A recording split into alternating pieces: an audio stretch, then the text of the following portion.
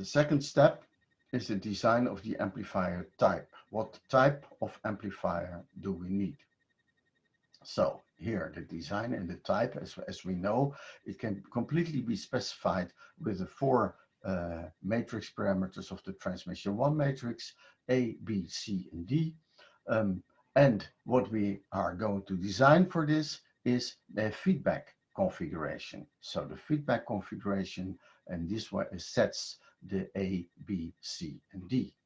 And we can do this using the tool slide cap. So the tool is always on the right here, so that you have an overview of what we are going to use or what we used.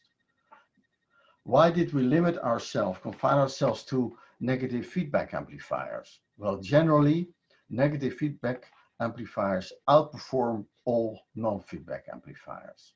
The only question is, can you apply negative feedback? Is it always possible to apply negative feedback? And as you know, if we have too much delay in the system, then it is not possible to apply negative feedback. So here are the conditions for negative feedback to be applicable. The circuit dimensions must be much smaller than the wavelength of the highest frequency of interest. That's the first way.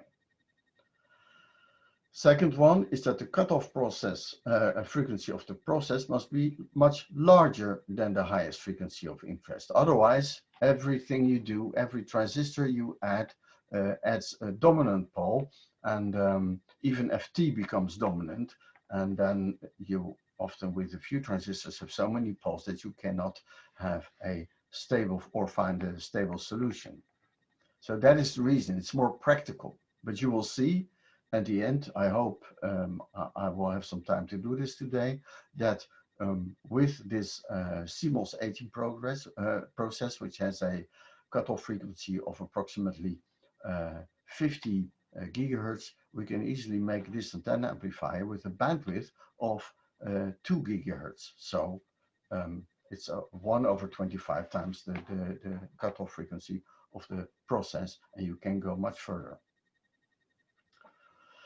So for the design of the active antenna, what does it mean? Well, maybe we have more combinations of A, B, C, and D that are feasible. We can, for example, as we have seen, sense the current of the antenna, or we can sense the voltage of the antenna, giving a completely different other set of parameters, because we want to have a well-defined output impedance. So we need to have either A and B or C and D fixed. And that we can also do in various configurations. We can use non-energic feedback, we can use passive feedback, we can use all kinds of different feedback elements. So in this way, we can design many possible structures for the amplifier. And we need arguments to select whether one structure or another structure is better. So we have to discuss their feasibility. And for this purpose, we make a kind of comparison table or decision matrix. And the point is, here we need to decide on grounds that we may not know yet at this stage of the design. So basically what we do to prevent from design loops is to do a design study, which is in a nutshell a whole design. And only the things that we are not sure of, we need to go into detail, we need to research. So it means that the more experience you have, the easier and the quicker you can make this comparison table, because you don't need to do an excessive study because you have already experience. So this is really depending on the designer, how much work is required. So then we select the most promising solution.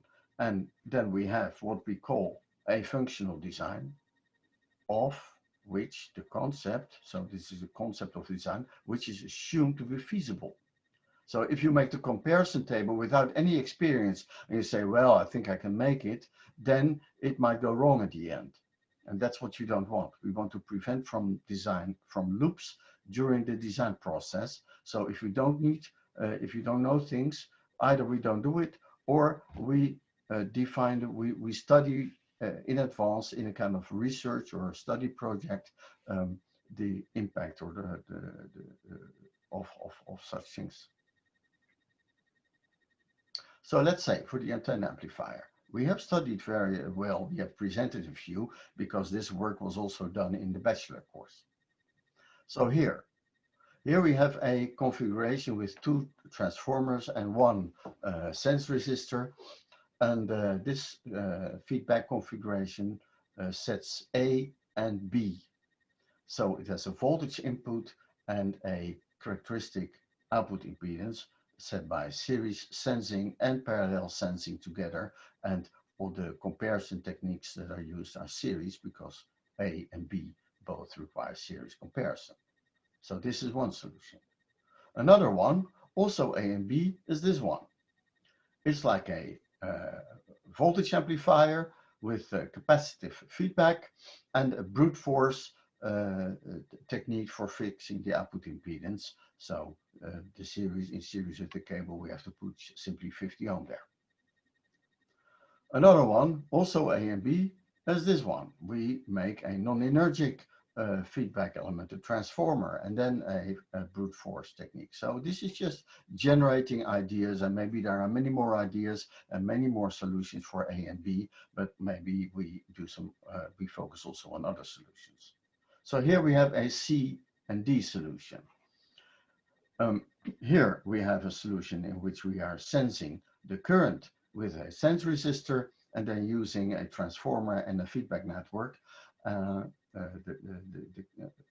capacitor and the transformer to convert it into current, and then we also have voltage to current feedback. So we fixing both C and D of this configuration with the same frequency dependency, which means that the output impedance does not depend on frequency, but the transfer from current to voltage does, but from antenna voltage to voltage at the output, it does not depend on frequency. And the last one is the one we selected. The last one is also C and D, but in which we fixed the output impedance by means of brute force, just a series resistor in series with the output of the amplifier. So here we have them all five, sorry, but in the middle, the one we have decided to take for our investigations here in this course.